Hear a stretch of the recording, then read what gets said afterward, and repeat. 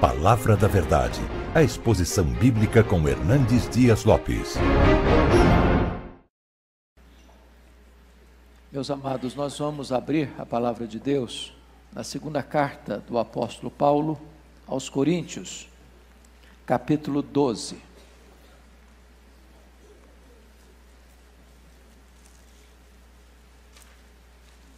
Segunda carta de Paulo aos Coríntios, capítulo 12.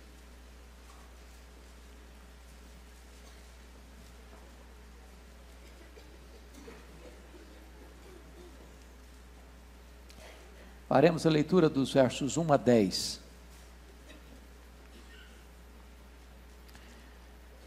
Se é necessário que me glorie, ainda que não convém, passarei as visões e revelações do Senhor. Conheço um homem em Cristo, que há 14 anos foi arrebatado até o terceiro céu, se no corpo ou fora do corpo, não sei, Deus o sabe. E sei que o tal homem, se no corpo ou fora do corpo, não sei, Deus o sabe, foi arrebatado ao paraíso, e ouviu palavras inefáveis, as quais não é lícito ao homem referir. De tal coisa me gloriarei, não porém de mim mesmo, salvo nas minhas fraquezas. Pois se eu vier a gloriar-me, não serei nécio, porque direi a verdade. Mas abstenho-me, para que ninguém se preocupe comigo mais do que em mim vê ou de mim ouve. E para que não me ensoberbecesse com a grandeza das revelações, foi-me posto um espinho na carne, mensageiro de Satanás, para me esbofetear, a fim de que não me exalte. Por causa disto, 3 vezes pedi ao Senhor que o afastasse de mim.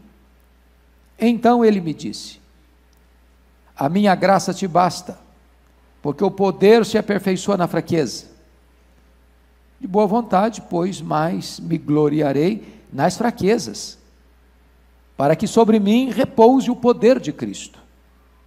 Pelo que sinto prazer nas fraquezas, nas injúrias, nas necessidades, nas perseguições, nas angústias, por amor de Cristo. Porque quando sou fraco, então é que sou forte. Amém? Hoje eu quero tratar com você de um tema muito pessoal. Penso eu que todos nós lidamos com isso, com esta pergunta, com este questionamento.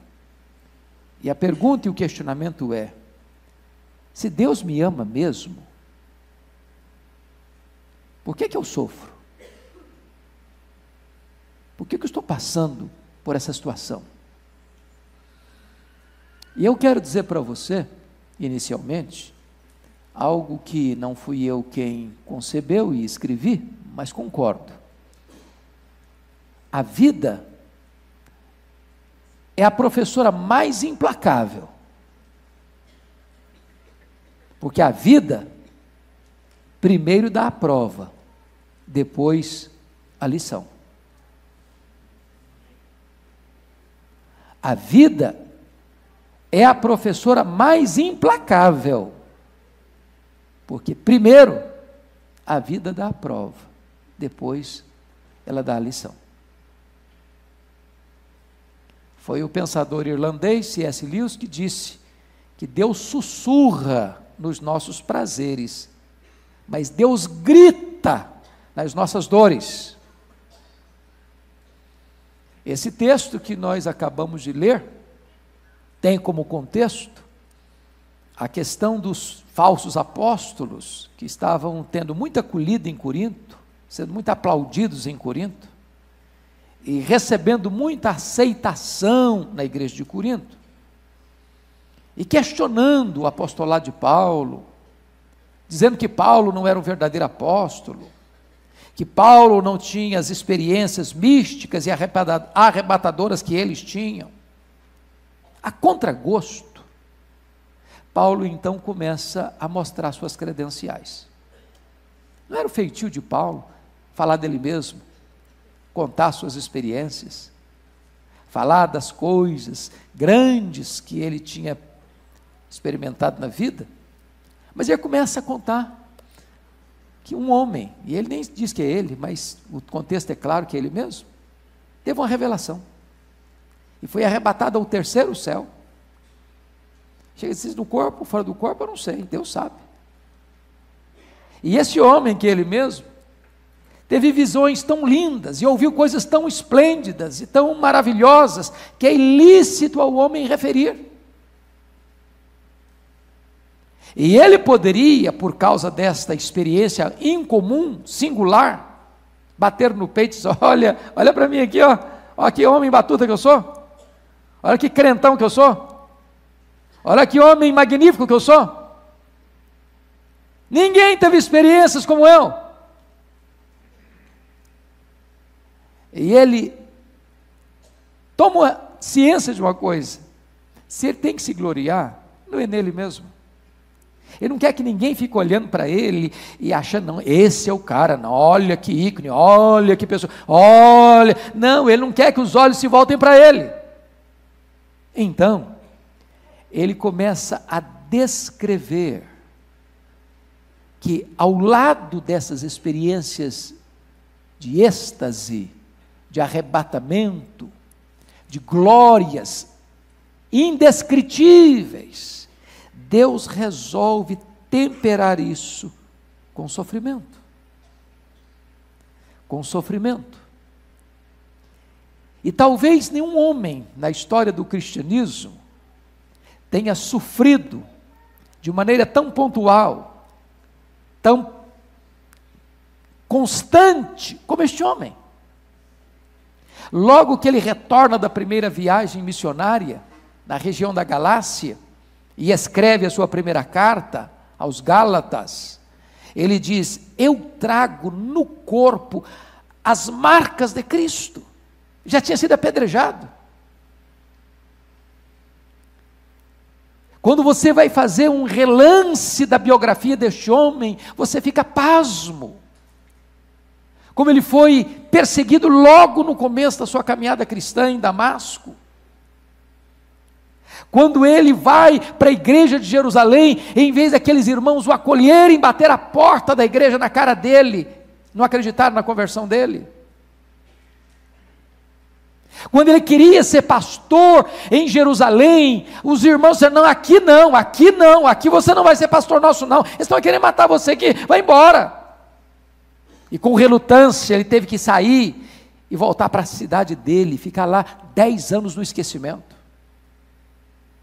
Quando Deus o separa para a obra missionária, e ele é dirigido pelo Espírito Santo para a obra missionária, ele é apedrejado na cidade de Listra.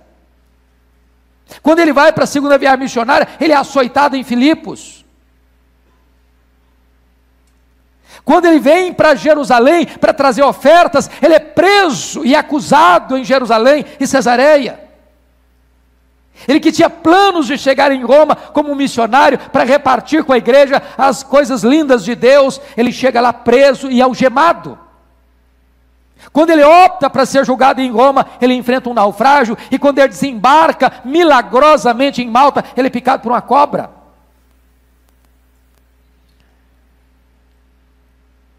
Esse homem, entretanto, experimenta alegria no sofrimento. Ele diz: em nada considero a vida preciosa para mim mesmo. Desde que eu complete a minha carreira, não importa o que aconteça comigo. Que eu prego o evangelho, não importa comigo. Aliás, se eu morrer também, não tem problema, porque para mim eu viver é Cristo, morrer é lucro. Quando ele vai fazer uma avaliação das coisas, ele diz o seguinte, lá em 2 Coríntios 4, 16, 18, as coisas espirituais estão acima das materiais, o futuro é melhor do que o presente, e o eterno é mais importante do que o temporal. No texto lido, ele vai fazer uma análise do sofrimento que o atormentou. Quando ele diz que para que não me ensoberbecesse com as grandezas das revelações, foi-me posto um espinho na carne, mensageiro de Satanás, para me esbofetear. E aí eu chamo a sua atenção, porque há um contraste gritante aqui. Qual o contraste? Ele vai do paraíso à dor, da glória ao sofrimento, da bênção de Deus no céu para a bofetada de Satanás na terra. Então, dito isso, irmãos, eu gostaria de partilhar com vocês alguns princípios que Paulo nos ajudará então a lidar com essa questão do sofrimento. Você é um homem de Deus, você é uma mulher de Deus, você é um jovem crente, você é um empresário crente, você é um trabalhador crente, um empregado crente, você é um homem piedoso, mas você está passando luta na sua casa, na sua vida, na sua saúde, você está enfrentando crises diversas ordens, e talvez você esteja com o coração aflito, perturbado, com perguntas, com muitos questionamentos, e esse texto vai nos ajudar a entender algumas coisas. Primeira lição: Deus não desperdiça sofrimento na vida de seus filhos. Essa é uma frase dos puritanos. Deus não desperdiça sofrimento na vida de seus filhos. Se você entende que Deus é soberano, e Ele é, se você entende que não existe acaso, e não existe, se você entende que tudo que acontece debaixo da permissão ou da direção divina, então, se você está sofrendo, o seu sofrimento não está fora do controle de Deus, do conhecimento de Deus, da permissão de Deus, do propósito de Deus. E ele deixa isso claro no verso 7, para que não me ensoberbecesse com a grandeza das revelações, foi-me posto um espinho na carne. É bem verdade que às vezes eu não sei esse propósito, como Jó não ficou sabendo.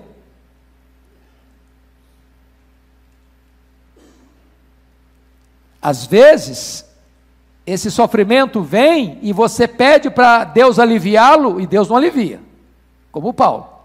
Orei 3 vezes para ser curado, o Senhor resolveu não me curar.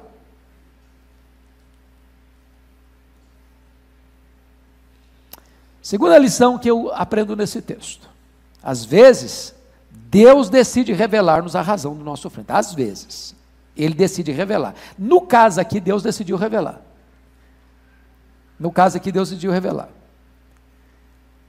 Olha comigo o versículo 7 de novo. E para que não me ensoberbecesse com a grandeza das revelações, foi-me posto um espinho na carne, mensageiro de Satanás, para me esbofetear, a fim de que não me exalte. Não combina sofrimento com soberba. Não combina você estar passando pelo engenho de Deus, pelo moinho de Deus, estar altivo de coração. Não combina. Então, se você está sendo pressionado, se está pegando a dor, se está passando alguma luta, pode ter certeza, Deus está trabalhando. Mas não é para destruir você, é para manter você humilde, quebrantado, é para que a sua crista não cresça, para que o seu papo não seja grande, para que você não seja soberbo. Esse é o propósito. Terceira lição: Deus não nos censura por pedirmos livramento do sofrimento. Olha comigo o versículo 8 e 9. Por causa disso 3 vezes pedi ao Senhor que o afastasse de mim. Mas Ele me disse: a minha graça te basta, porque o poder se aperfeiçoa na fraqueza. Algumas pessoas acham que ser espiritual é ser estoico. O que é o estoico? O estoico é aquele que recebe o sofrimento e o suporta com os dentes trincados. O estoico é aquele que acha que o papel dele é ficar debaixo de um rolo compressor de um destino cego e não poder reclamar, é aguentar calado. Não, o cristão não é um estoico. Os salmos, temos aprendido aqui com o pastor Erival tantas vezes, são salmos às vezes mais de lamentos do que de louvor, onde o servo de Deus diz: meu Deus, está doendo, até quando, Senhor? Por que eu estou passando por isso? E diz a Bíblia que Paulo ora a Deus, não só uma, mas duas, mas 3 vezes, e Deus não atende o pedido dele. Deus não ouve positivamente a oração como ele queria que fosse ouvida. Então, assim como Deus não censurou Jó por perguntar 16 vezes por quê, assim como Deus não censurou Paulo por ter orado 3 vezes, assim como o próprio Filho de Deus no Getsemane pediu remoção da sua dor.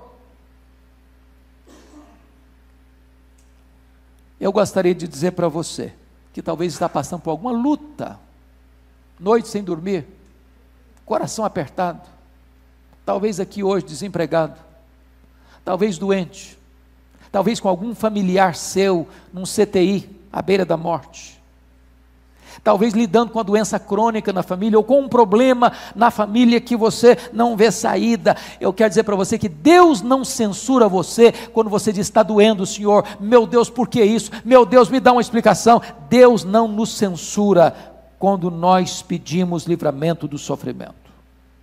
4ª lição: o sofrimento pode ser uma dádiva de Deus a nós e não contra nós. Não é fácil escutar isso não, sabe? Está na contramão da teologia aí, da confissão positiva, está na contramão da teologia chamada também da prosperidade, que diz que se você é crente, você não vai ter luta, se você é crente, você não vai ficar nunca desempregado, se você é crente, você nunca vai ficar doente, se você é crente, vai dar tudo certo para você, se você é crente, você vai viver num mar de rosas, se você é crente, então você vai estar blindado. Prestem bem atenção. Deixa eu lhes fazer uma pergunta preliminar para explicar melhor aqui. Espinho na carne de Paulo procedeu de Deus ou de Satanás?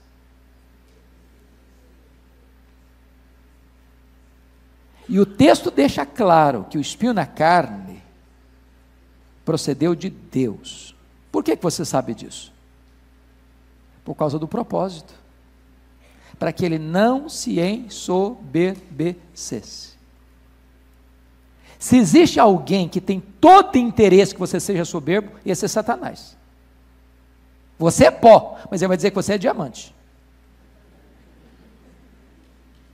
Você é fraco, mas não, você é forte.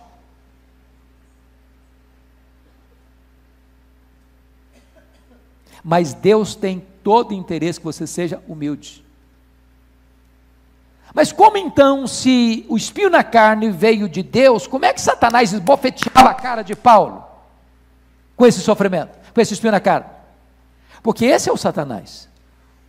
Quando Deus permite uma providência carrancuda na sua vida, e o sofrimento, e a enfermidade, a dor, e o desemprego, e a crise familiar, é uma providência carrancuda, então o diabo vem e bate na sua cara: está vendo aí? Vê se Deus te ama mesmo. Cadê esse Deus? Onde está o seu Deus? O teu Deus onde está? Eu há muitos anos, lá em 94, pregando no Supremo Concílio em Governador Valadares, eu caminhava pela rua e vi uma pichação no muro. Cadê o prefeito? Eu gostei da frase. E a frase me levou para o Salmo 42. O teu Deus onde está? Porque as pessoas botam você na parede. Você não é crente. Olha aí, o seu vizinho não é crente, está com a vida melhor que a sua. Seu vizinho é ateu, olha, está com saúde, você está doente.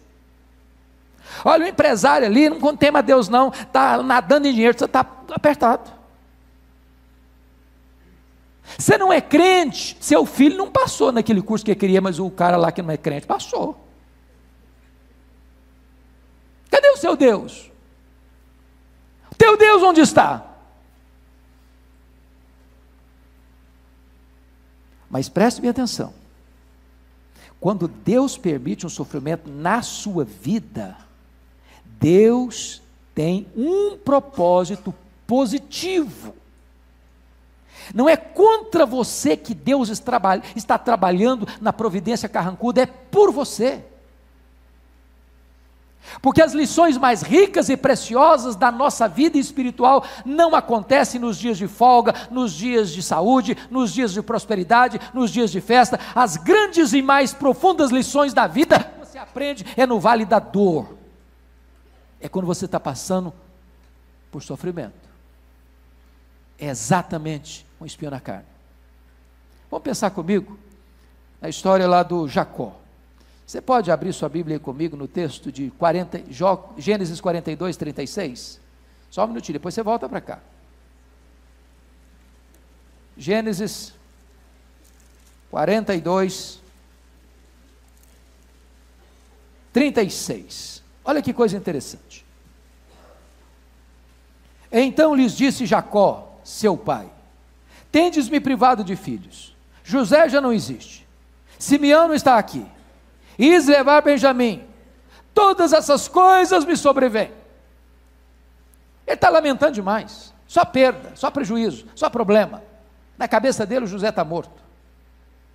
Agora vão levar o Benjamim para o Egito. Ele está se queixando da providência. Está se queixando de Deus.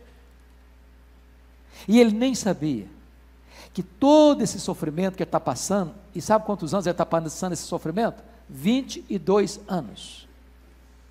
Deus estava escrevendo o capítulo mais emocionante da história dele, da história do povo de Israel, da história do povo da redenção, da história da humanidade.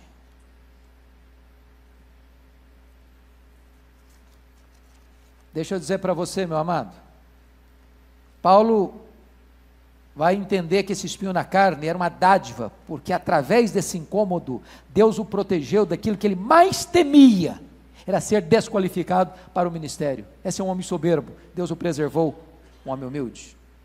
Quinta lição: Satanás pode até nos tocar com a permissão divina, mas jamais frustrar os propósitos de Deus na nossa vida.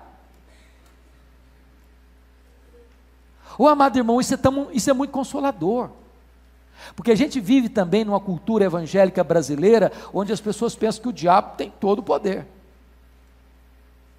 que o diabo vai pegar e arrebentar com você, que o diabo vai destruir você, vai acabar com você, e tem muita gente com medo do diabo, apavorado com o diabo. E tem duas maneiras muito perigosas de se lidar com isso. A primeira delas é dizer que o diabo não existe. A segunda delas é achar que o diabo é mais importante do que é. Preste bem atenção. Ainda que o diabo esbofeteie a sua cara, ele só pode fazer uma coisa dentro do projeto de Deus, é que ele contribua para que o plano perfeito, eterno, vitorioso de Deus se consume na sua vida. Louvado seja Deus! O plano de Deus na sua vida não pode ser frustrado. Então, quando o crente está sofrendo, ele não deve se desesperar, ele não deve se descabelar, ele não deve se render ao pessimismo, ou à incredulidade, ou ao desespero. Saiba disso. Se você está com espinho na carne, se você está com luta, se você está com prova, Deus está no controle, Deus está trabalhando, e trabalhando não contra você, mas trabalhando por você.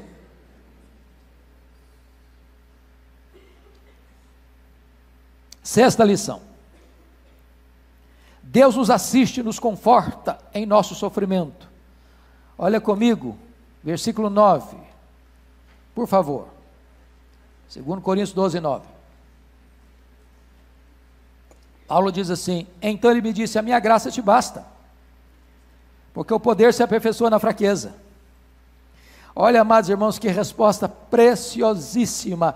Deus não responde para ele, Deus não dá a resposta que ele esperava, mas Deus dá a resposta que ele precisava.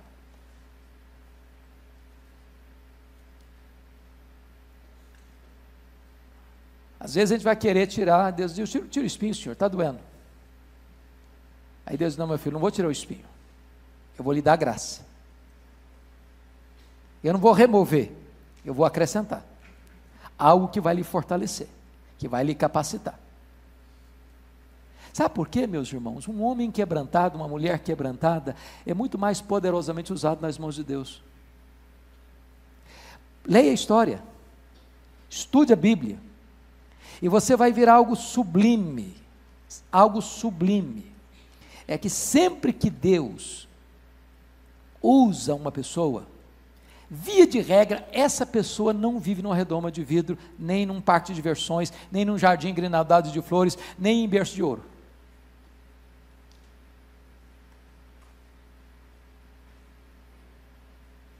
O que cabe a você e a mim entender é o seguinte: se Deus não tirar o espinho, Ele dá graça. Se Deus não remover o sofrimento no pontual, Ele vai capacitar você. O que cabe a você e a mim entendermos é o seguinte: agora eu sei que Deus tudo pode, que seu plano não pode ser frustrado na minha vida. Foi isso que Paulo entendeu. Aliás, quando ele está tratando do sofrimento, ele diz o seguinte: porque o sofrimento do tempo presente não é nem mesmo para comparar com as glórias por vir a serem reveladas em nós. A nossa breve, momentânea tribulação vai produzir para nós eterno peso de glória, acima de toda comparação. Aliás, eu me glorio nas próprias tribulações, porque a tribulação produz perseverança, a perseverança produz experiência, a experiência produz esperança, e a esperança não se confunde, porque o amor de Deus é derramado no nosso coração.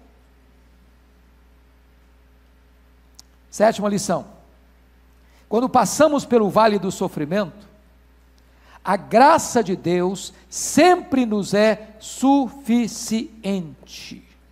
Bendito seja Deus.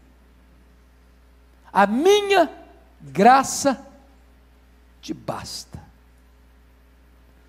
E sabe o que é a graça? É aquilo que é melhor que a vida. Você pode viver com muito dinheiro, mas sem graça não tem prazer. Você pode ter saúde, sem graça não dá. Vocês admitem comigo que tem gente vendendo saúde e vivendo uma vida miserável, dando tiro na cabeça, cheio de saúde? Tem gente aí nadando em dinheiro, pulando do 10º andar de um prédio.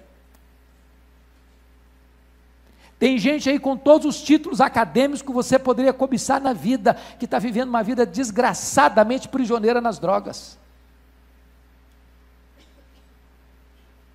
Tem gente aí que está com tudo que o mundo pode oferecer de prazeres e delícias, e a vida é um vazio existencial insuportável.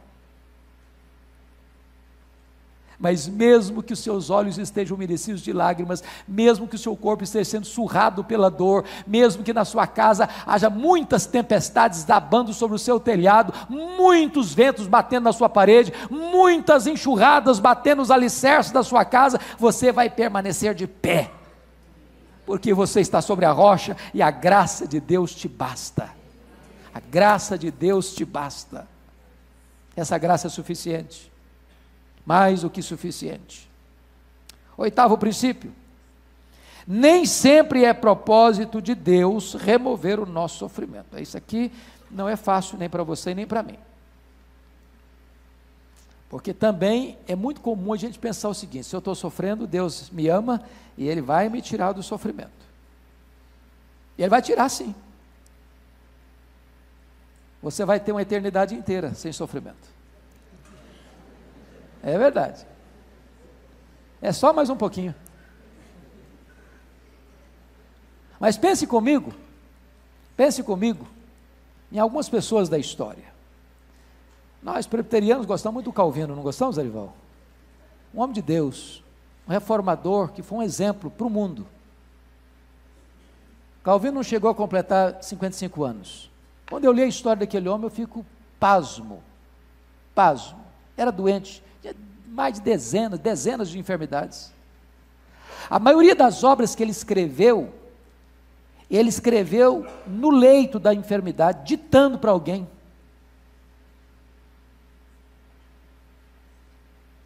Um homem que influenciou a história, fuzilado por todo tipo de enfermidade.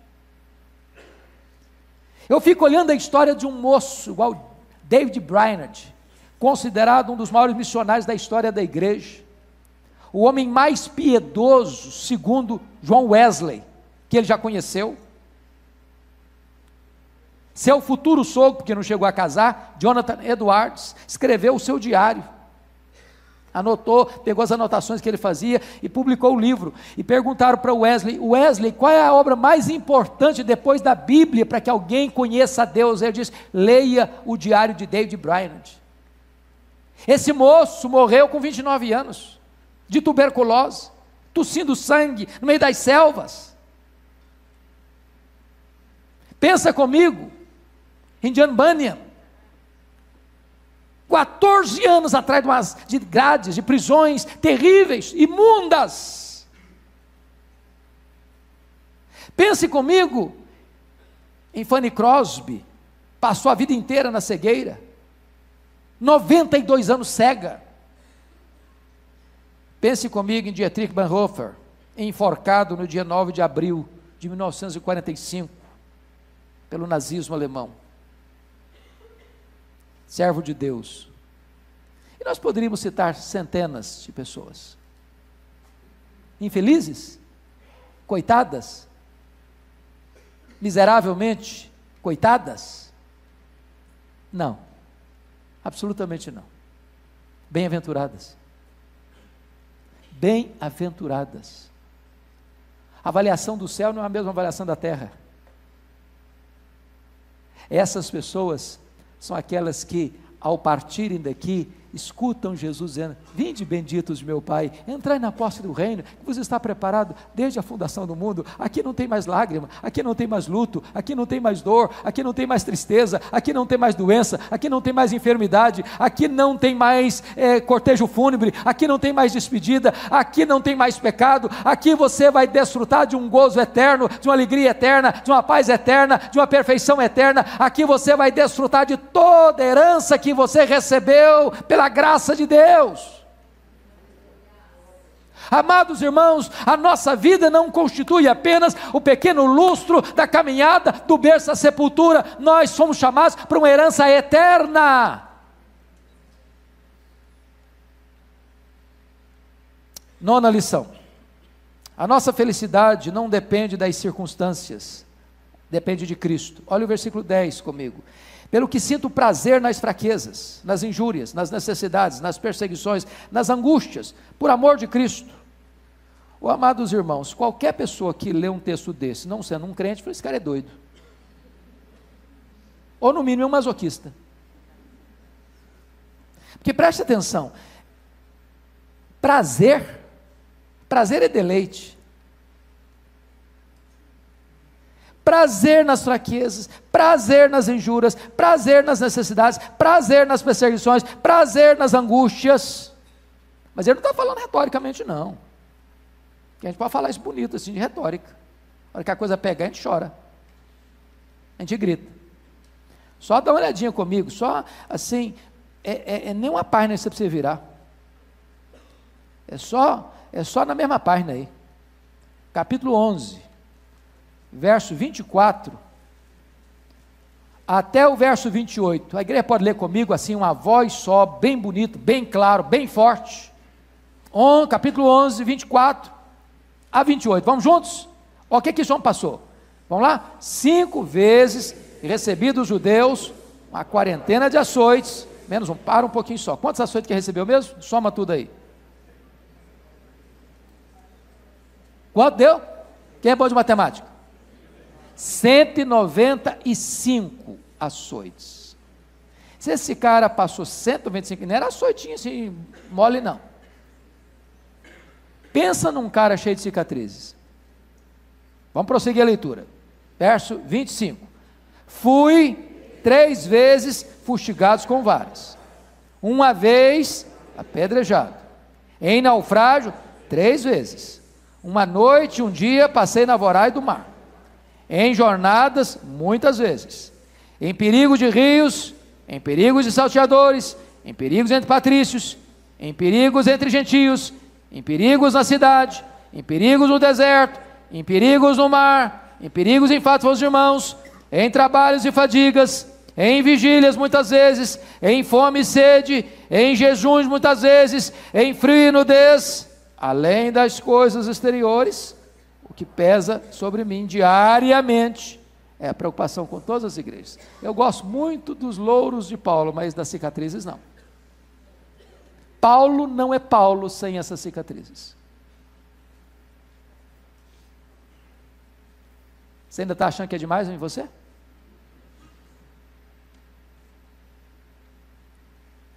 Aí Deus leva o cara para o céu, terceiro céu, vê coisa que ninguém pode referir. Aí quando ele desce de lá, agora botou um espinho na sua carne, para você não ficar soberbo. Mas não fique desanimado não, que eu vou te dar graça, e pode ter certeza, a minha graça te basta. E eu não quero que você fique lamentando também, não quero que você fique aí murmurando, não quero que você fique aí dando uma de coitadinho, não quero que você fique aí se vitimando, não. Eu quero que você seja feliz. Eu quero que você transborde de alegria, não importa a circunstância, não cantamos aqui, não importa a circunstância, você vai ser feliz, você vai cantar, você vai pregar, você vai orar, você vai evangelizar, você vai fazer missões, você vai plantar igrejas, você vai ver o crescimento da igreja, mas olha, vai ter luta. Aguenta firme, a minha graça te basta. Finalmente, último princípio. 10º princípio. Olha comigo, por favor. Quando chegamos ao fim, ou quando chegamos ao fim das nossas forças, ainda assim, o poder de Deus nos capacita a vivermos vitoriosamente. Lá no finalzinho do verso 10, ele diz o seguinte: porque quando sou o quê? Fraco. É que eu sou o quê? Forte. Quando eu sou fraco, significa o seguinte: cheguei no fim das minhas forças. Estou de tanque vazio. Acabou. De mim, mais nada. Acabou. Estou falido. Esgotado. Aí Deus, então tá bom, agora é comigo. Agora é comigo. Porque enquanto você tem reserva, enquanto você confia na carne, enquanto você confia no seu conhecimento, enquanto você confia na sua saúde, enquanto você confia na sua inteligência, enquanto você confia na sua estratégia, enquanto você confia em você mesmo, você é forte. Mas o braço da carne é muito fraco. Então, se você é forte, aí você é muito fraco mesmo. Mas se você está completamente desprovido de força em você mesmo, mas você resolve confiar no Deus Todo-Poderoso, aí você é forte. Que quando você é fraco, aí você é forte. Quando você chega no final da linha, Deus diz: agora é comigo, agora eu vou agir de uma forma poderosa e extraordinária. Na verdade, Paulo tinha pedido para Deus substituição. Remove o espinho, Senhor. E Deus diz: não vou dar substituição, eu vou dar transformação. O meu poder se aperfeiçoa na fraqueza. Nós não vivemos de explicações, irmãos. Nós vivemos de promessas. Vivemos de promessas. A minha graça te basta.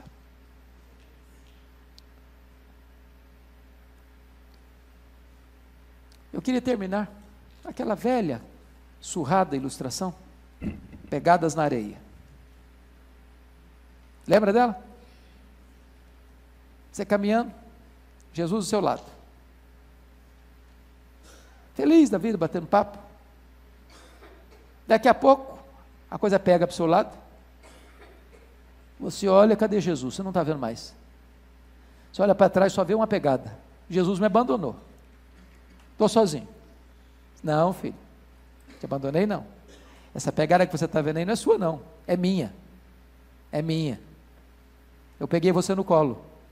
Eu que estou levando você. Eu que estou levando você. Você está passando por luta? Por prova? Saiba de uma coisa, Deus está com você. Você tem tido vitórias maravilhosas, saiba que as lutas vêm, para você não ficar soberbo.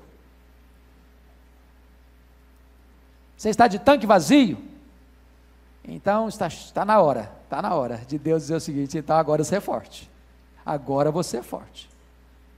Que quando você é fraco, você é forte, porque o poder se aperfeiçoa na fraqueza. Que Deus nos ajude, que Deus nos anime, que Deus nos console, que Deus capacite a esta igreja, não importa as lutas que chegarem, a sermos vasos nas mãos de Deus, para levarmos esta esperança do Evangelho para essa cidade, para essa nação e para o mundo afora. Vamos orar juntos? Você poderia ficar em pé, por favor?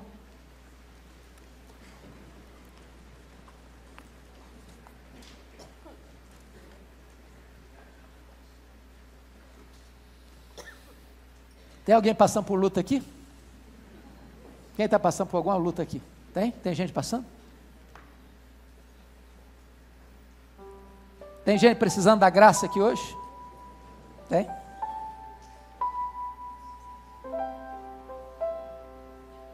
Tem gente que tem consciência de que é fraco, muito fraco. Tem gente consciente disso? Tem gente aqui hoje querendo a graça de Deus para dizer o seguinte: ó Senhor, eu estou fraco, mas se Tu me fortaleceres na minha fraqueza, eu receberei poder. Quem quer isso hoje? Aleluia, louvado seja o Senhor. Deus, aqui está a Tua igreja, Teu povo, a quem Tu amas. E aqui está um povo, Deus, que passa por lutas, passa por vales, um povo que tem chorado, até gemido, a dor da enfermidade, a dor dos dramas da família, a dor das incompreensões, até das perseguições. Mas nós estamos aqui, Deus, para dizer que o nosso tanque está vazio, que nós não temos forças em nós mesmos, porque Tu conheces a nossa estrutura, Tu sabes que somos pó, mas estamos aqui aos Teus pés, desejosos de sermos revestidos com o Teu poder. Senhor, a Tua graça é melhor do que a vida. Pode nos faltar qualquer outra coisa, não nos falte a Tua graça, Senhor. Não nos falte a Tua graça, porque se a Tua graça estiver conosco, então o poder se aperfeiçoará na fraqueza. Então nós vamos indo de força em força. Então sentiremos a Tua mão nos pegando e nos conduzindo com o Teu conselho, e depois nos recebendo na glória. Então nós saberemos que bondade e misericórdia nos seguirão todos os dias da nossa vida. E então saberemos que quando a jornada terminar, nós habitaremos para sempre contigo na casa do Pai. Muito obrigado por esta noite, louvado seja o Teu nome. Abençoa o Teu povo, em nome de Jesus, amém. Palavra da Verdade, a exposição bíblica com Hernandes Dias Lopes.